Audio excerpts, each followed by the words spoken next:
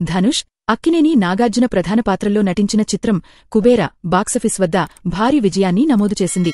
June 20న ప్రేక్షకుల ముందుకు వచ్చిన ఈ సినిమా విడుదలైన నాటినుంచి వసూళ్లపరంగా దూసుకుపోతోంది.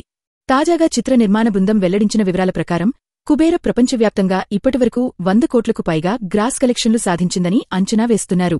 ఈ సందర్భంగా తమ సినిమాను ఇంతగా ఆదరిస్తున్న ప్రేక్షకులకు చిత్ర యూనిట్ కృతజ్ఞతలు తెలియజేసింది. ఈ చిత్రంలో దేవా అనే పాత్రలో ధనుష్, దీపక్ అనే పాత్రలో నాగార్జున నటించి ప్రేక్షకులను మెప్పించారు.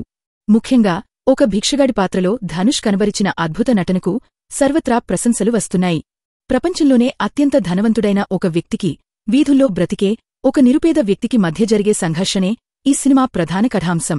రష్మిక మందన్న కథానాయకగా నటించిన ఈ సినిమా సుమారు 3 గంటలకు పైగా నిడివితో రూపొందింది. ఇదిలా ఉండగా నటుడిగా ధనుష్ ఈ మధ్యకాలంలో వరుస విజయాలను అందుకుంటున్నారు. కోవిడ్ మహమ్మారి తర్వాత ఆయన నటించిన 4 చిత్రాలు 100 కోట్ల క్లబ్లో చేరడం విశేషం. తిరు, సార్, రాయన్ చిత్రాల సరసన ఇప్పుడు కుబేర్ కూడా చేరింది. ధనుష్ స్వీయ దర్శకత్వంలో 100 కోట్ల బడ్జెట్తో తెరకెక్కిన రాయన్ చిత్రం కూడా 150 కోట్ల వరకు వసూళ్లు రాబట్టిందని ట్రేడ్ వర్గాల అంచనా. ఇక ఎంత పెద్ద సినిమా అయినా సరే కొద్ది రోజులకు ఓటీటీ బాట పట్టాల్సిందే. అందుకే ఆయా ఓటీటీ సంస్థలు కూడా రిలీజ్కు ముందే సదరు చిత్రాలతో భారీ మొత్తానికి డీల్స్ను కుదుర్చుకుంటున్నాయి. ఈ సినిమాను ప్రముఖ ఓటీటీ సంస్థ అమెజాన్ ప్రైమ్ వీడియో దీనిని సొంతం చేసుకున్నట్లు సమాచారం. సినిమాను 50 కోట్ల భారీ ప్రైజ్కు ఓటీటీ రైట్స్ దక్కించుకున్నట్లు తెలిసింది.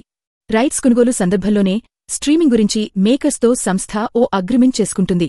ఈ క్రమంలోనే ఏ సినిమా అయినా థియేటర్లో రిలీజ్ అయ్యాక 6 నుంచి 8 వారాల తర్వాతే ఓటీటీలో రిలీజ్ చేసేందుకు ఒప్పందం కుదుర్చుకుంటున్నాయి.